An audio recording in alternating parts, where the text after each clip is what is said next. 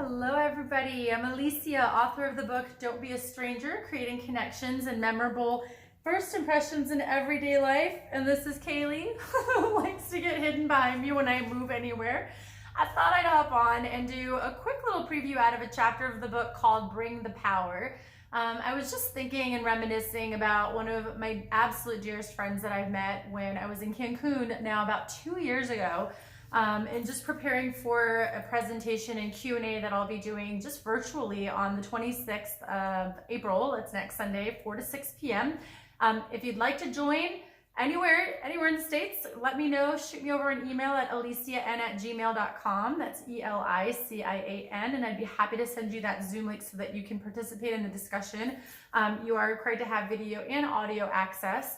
But basically what I want to talk a little bit about is just bringing to life those first impressions and what dialogue around that can look like. So in the chapter on Bring the Power, this is chapter 16, just a brief little snippet of what I wrote.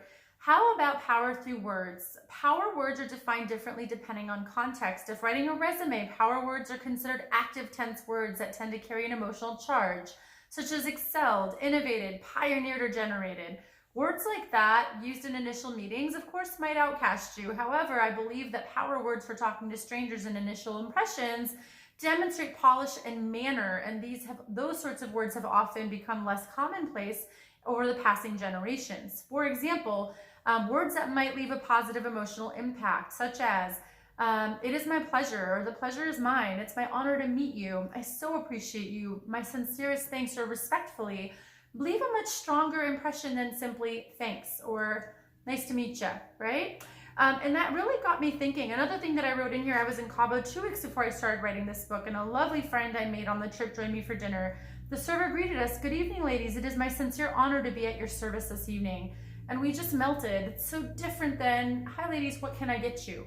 It's that extra couple words, it's that extra oomph and that emphasis on the message the person's delivering that opened up space for us to giggle, for us to laugh, for us to remember that moment, and also allowed for us to bring out the best in us by reciprocating to him a beautiful compliment of how unique that entrance was.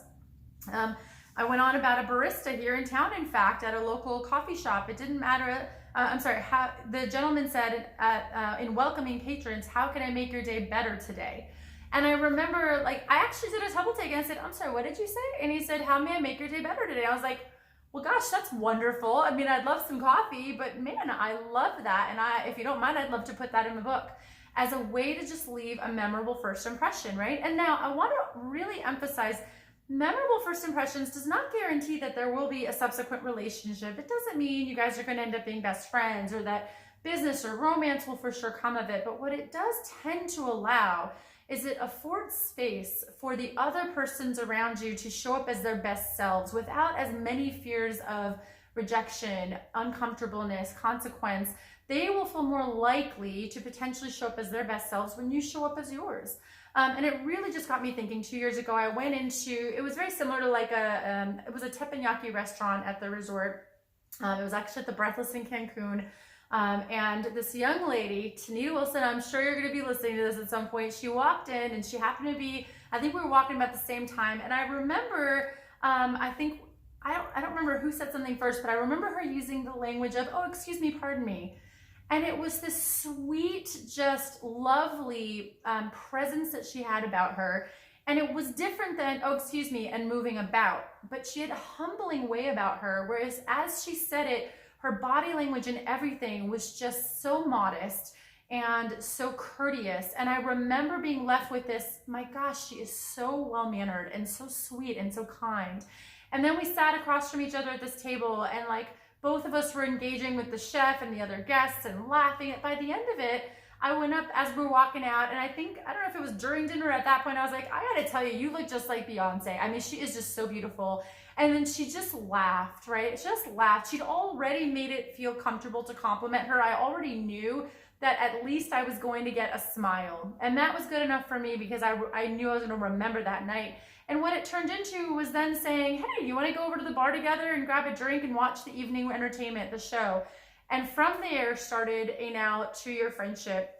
And we've actually since met back up in Florida. We talk regularly on, various messaging programs and on the phone, and she is one of my favorite people. And so you just never know who you're going to meet or what will come of it. So again, if you're available on the 26th, I would love for you to join the conversation, or I'm going to offer some of these discussions on a periodic basis, because really for me, the fun of the book is in creating that dialogue. And if we can, work together on creating more memorable moments, one person at a time, I think that would be really amazing. So I hope that you'll join me.